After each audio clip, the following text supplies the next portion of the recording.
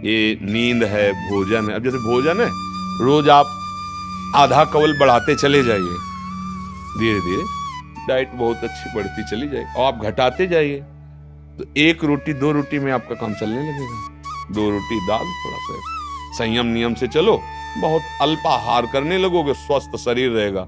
और आप आहार बढ़ाते चलो तो ऐसे लोग भी देखें कि ज्यादा शरीर में वजन नहीं है पर उतना भोजन उठा जाते हैं। हाँ, रोटी ऐसे ही इतनी, मतलब गिन के नहीं, बीता से ना, हमने देखा है मतलब वैसे। और कोई ऐसी खास शरीर में बल कि भाई बहुत कुंतलों उठा लेते हैं, ऐसा नहीं। अभ्यास, तो भोजन का अभ्यास, भोग का अभ्यास, नींद का अभ्यास। गलत कर लिया तो गलत, अच्छा कर लिया तो अच्छा। अब जैसे संयम, ब्रह्मचर्य, वर्षों स्वप्न दोष भी नहीं होगा। आपने आदत बिगाड़ ली तो अब ना करो तो भी आपका ब्रह्मचर्य नहीं रहेगा। अभ्यास, हम गलत अभ्यास कर रहे हैं तो हम परिणाम में दुखी होंगे, परिणाम में हम नीचे गिरेंगे। अच्छी अभ्यास करें। उचित नींद, अब जैसे बालक को 6 घंटा आपको सोना ही है, 24 घंटे में 6 घंटे आपकी नींद के लिए पर्याप्त है। साधक के लिए 4 घंटे, बहुत शिथिल तो 5 घंटे, अच्छे साधक के लिए 3 घंटे।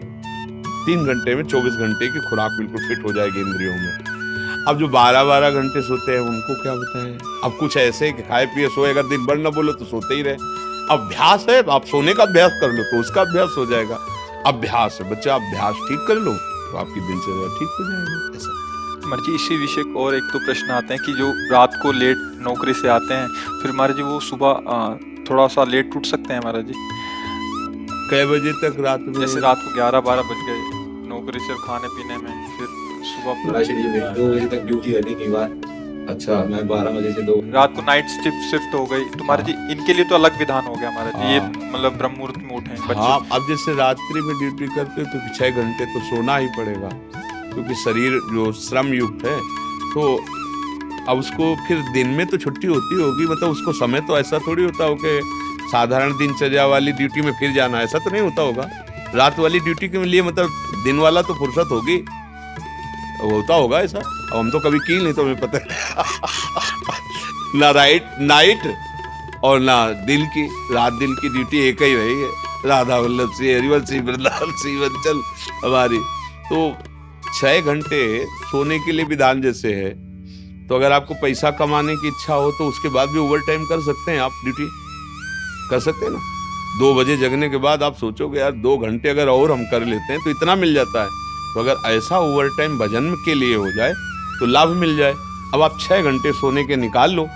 अगर आपको ऐसा लगता है 2 बजे आए, अपना जो दिनचर्या सो गए, फिर जब जगो भजन, तो आपके लिए प्रातः काल वही हुआ जब उठ के भजन करें। जब वही जागे तभी समझ लो प्रातः कालीन। फिर आप वही दिनचर्या करो जो प्रातःकालीन दिनचर्या चाहिए। अगर 8 से 2 तक ड्यूटी है रात को, तो हम आपकी कृपा से नाम जप एक भी क्षण उसमें जाने नहीं देते। हाँ, ठीक है। सोते हैं तो स्वप्न में भी हमें सिर्फ कीर्तन ही दिखाई देता है, तो जब उठते हैं तो बहुत ऊंची स्थिति है ऐसी तो। स्वप्न में और जागृत में हर समय प्रभु का चिंतन चलने लगे तो बहुत ऊंची स्थिति है। पर मनीराम को देखते रहना, बहुत कलाबाज है, बहुत कलाकार हैं। कभी कभी हमको सिद्ध अनुभव करा करके वो ऐसी जगह खड़ा कर देते हैं जहां लगता है कि यार तुम बहुत धोखे में डाल दिए हमें, ऐसा लगता है। अपने लोग क्या है ना कि इसके साथ बहुत खेल करे हैं, तो इसकी हर हरकत को पता है। जिस समय बच्चा ऐसी स्थिति आ जाएगी कि आप जो बोले ना, जैसे जब स्थिति आ जाएगी तो आप बच्चा बोल नहीं पाओगे बात। जैसे करोड़ रुपया तुम्हारी जेब में रखे हो, एक हाथ चुपचाप ऐसे रहेगा और कोई कहेगा क्या बात है, कुछ नहीं, वो खुजला रहा था इसलिए ऐसे कर। आप ये नहीं बता सकते कि 1 करोड़ यहाँ है। अगर नाम जब चलने लगा, ऐसी स्थिति आने लगी, तो इतना आप भयभीत हो जाएंगे बताने में, आप कह नहीं पाएंगे। और आपको ये अनुभव होगा कि जैसे भजन होना चाहिए हो नहीं रहा। प्रभु मुझ नीच पर कब ऐसी कृपा होगी कि मेरा ऐसा भजन हो जाए। अभी क्या है, कृपा से हो रहा है और अहंकार में स्वीकृति हो रही, इसलिए टिकाऊ बात नहीं बच्चा। भजन करने वालों के हृदय में ऐसी भजन की भूख पैदा होती कि रात दिन करने पर भी उन्हें रोना आता है कि प्रभु कब मुझसे ऐसा भजन होगा जैसा संतों ने किया, और रात दिन भजन कर रहे हैं। समझ रहे हो ना बच्चा, यहाँ आए हो ना, बहुत कृपा पात्र हो, तो अवास्तविक तुम्हारी स्थिति ऐसी हो जाए कि जागृत स्वप्न सुषुप्ति सुरत में राधा पदार्थ छटा, चाहे जग रहे हो या सो रहे हो या स्वप्न में हो, लाडली लाल के साथ आपका मन सावई मना कृष्ण पदार्थ। कभी अब कहना नहीं और अभ्यास बढ़ाते चले जाओ। जो हो रहा है नाम जप वो श्री जी की कृपा से हो रहा है, गुरु जी की कृपा से हो रहा है। कहने से ये बात हट जाती है, अहम पुष्ट होता है, चुपचाप अंदर ही अंदर। अब या तो आप जानते नहीं थे या आप करते नहीं हो, नहीं तो डर लग जाएगा। अपनी कोई चेक किसी को दिखाएगा तो पैसा दिखाएगा, हीरा जवाहरात दिखाएगा क्या? तिजोरी में बंद किया जाता है लॉकर में, एक चाबी वहां और एक चाबी गुरुजी के पास, एक चाबी आपके पास। केवल गुरुजी और आप मिलके बात कर सकते हो उस लॉकर की चाबी को, मतलब समझ रहे ना? अपने गुरु से केवल पर्सनल, घर गृहस्थी परिवार नहीं, बैंक में एक चाबी आपके पास, लॉकर का होता है ना, दोनों मिला के, मतलब केवल सदगुरु और आप, फिर अपने अनुभव, फिर वो आपको कभी व्यक्त कर देंगे तो फिर वो अंतर ध्यान हो जाएंगे, साधन में बाधा पड़ जाएगी। बहुत कृपा पात्र हो, चल रहे हो, आगे और बढ़ो, पर गुप्त रखो अंदर की बात। और 6 घंटे विश्राम सोने के करके फिर पाठ भजन जो भी जैसी दिनचर्या हो घर गृहस्थी की, वो भी भजन है।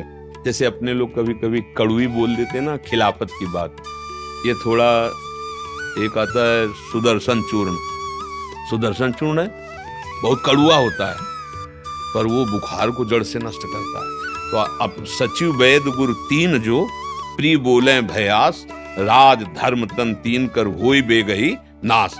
अगर सदगुरु मुझ पर ही बातें करने लगे तो बिगड़ जाएगा मामला। वैद्य अगर मरीज के अधीन हो गया तो कभी नहीं ठीक होगा। राजा को अगर मंत्री मुझ पर ही मिल गए सलाह देने वाले तो राज्य नष्ट हो जाता है।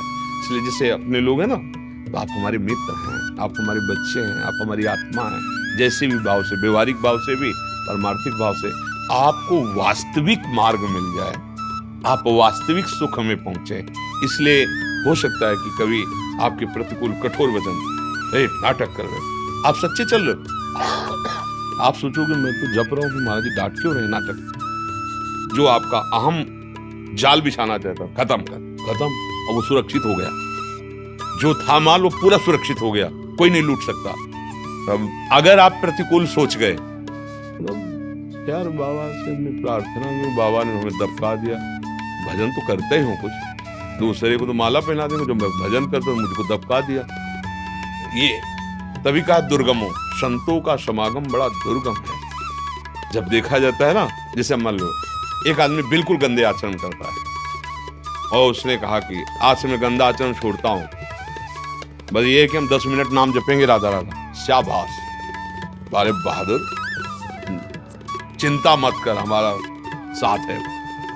10 मिनट, अब आप 6 घंटा जप रहे हैं, अच्छे आचरण कर रहे हैं, अब आपसे हम नजर टेढ़ी करके बात करेंगे, आपको लगेगा यार वो शराब भी पीता था, मांस भी खाता, आज बात करो। 10 मिनट की शाबाश बोल दी और 6 घंटे जब करते फिर भी हमारे, क्योंकि अभी 24 घंटे पूरे कराने हैं आपसे, फिर पूरा जीवन आपका भगवत स्वरूप बनाना है। जैसे लड़का कोई नया है ना और स्कूल में वैसे गोली खींचे, ऐसे डंडा बना दे, तो टीचर क्या कहता है, वाह शाबाश शाबाश, बहुत अच्छा हो गया। साल भर उतना ही करता रहे तो छड़ी लेकर वही गोली डंडा, वही आगे बढ़, का खा गा गा, अभी तो ज्ञा तक पहुंचला है। ऐसे जब संत समागम में कभी उनका कड़ुआ वचन, उनकी डांट लगे तो अंदर से सोचना चाहिए, भगवान हम पर बड़े कृपालु हैं, हमारी रक्षा कर रहे हैं, वो हमें अपना मानते हैं। डांट किसको लगाई जाती है, जिसे प्यार किया जाता है। हमारे ऊपर बड़ी कृपा है कि संत जन हमें अपना बच्चा मानते